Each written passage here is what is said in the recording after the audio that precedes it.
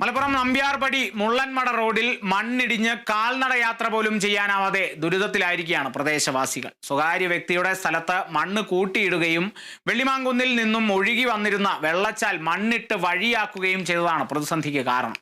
പ്രശ്നത്തിന് നടപടി ഉണ്ടായില്ലെങ്കിൽ നിയമ നടപടിക്ക് ഒരുങ്ങുകയാണ് നാട്ടുകാർ.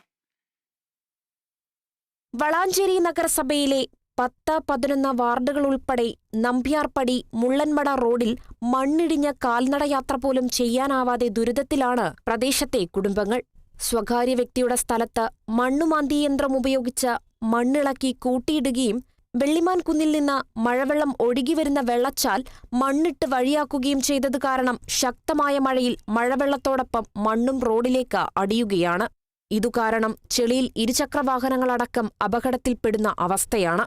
വെള്ളം പോയിരുന്ന ചാലായിരുന്നു. ആ ചാലിലൂടെ മണ്ണിട്ട് റോഡാക്കി നിരത്തി. നമ്മൾ അന്ന് തന്നെ അവരോട് പറഞ്ഞതായിരുന്നു, പിന്നെ ആ റോഡിലേക്ക് മൊത്തം മണ്ണ് വരും, പിന്നെ ഇവിടെ വരുമെന്ന് വരുമ്പോൾ. പക്ഷെ അതൊന്നും അവർ അത്ര ശ്രദ്ധിച്ചില്ല. ഏതായാലിപ്പോൾ വാഹനങ്ങൾക്ക് പോകാനും അതേപോലെ സ്കൂൾ കുട്ടികൾക്കും മദ്രസ കുട്ടികൾക്കൊന്നും നടന്നു പോകാനടക്കം പറ്റാത്ത രീതിയിൽ മണ്ണ് വന്ന് നിറഞ്ഞിരിക്കുകയാണ്. നിലവിൽ വെള്ളച്ചാൽ പൂർവ്വസ്ഥിതിയിൽ ആകണമെന്നും റോഡിൽ അടിഞ്ഞുകൂടിയ മണ്ണ് നീക്കം ചെയ്ത പ്രശ്നത്തിന് അടിയന്തരമായി പരിഹാരം കാണണമെന്നാണ് നാട്ടുകാരുടെ ആവശ്യം. Kerala vision news, Malappuram.